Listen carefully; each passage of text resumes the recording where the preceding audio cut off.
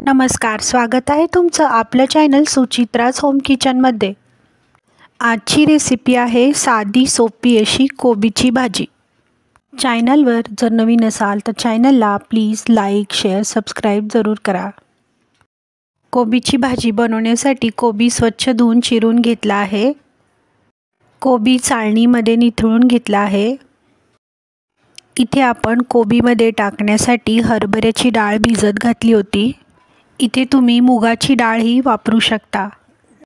कोबीची भाजी बनवण्यासाठी इथे आपण बारीक चिरलेला कांदा, बारीक चिरलेला टोमॅटो, बारीक चिरलेली हिरवी मिरची, कढीपत्ता, तसेच आवडीनुसार बारीक चिरलेला गाजर, बारीक चिरलेला लसूण, मटार घेतला आहे। गॅसची फ्लेम ऑन करून गॅसवर कढई ठेवली आहे। कढईमध्ये तेल गरम करण्यासाठी ठेवले आहे। तेल गरम झाल्यावर अर्धा चमचा मोहरी टाकायची आहे। मोहरी छान तडतड उडल्यावर अर्धा चमचा जिरं टाकायचं आहे।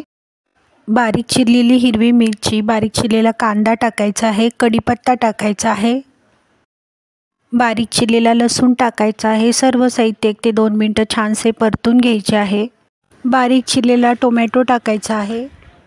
आवडीनुसार बारीक चिरलेले गाजर, मटार टाकायचे आहे। सर्व साहित्य 1 ते 2 मिनिटं छानसे परतून घ्यायचे आहे। अर्धा चमचा हळद टाकायची आहे। चवीनुसार मीठ टाकायचे आहे। सर्व साहित्य छानसे परतून घ्यायचे आहे। भिजवलेली हरभऱ्याची डाळ टाकायची आहे। बारीक चिरलेला कोबी टाकायचा आहे। सर्व साहित्य उलटण्याच्या सहाय्याने छानसे परतून घ्यायचे आहे। झाकण लावून कोबी छान शिजवून घ्यायचा आहे।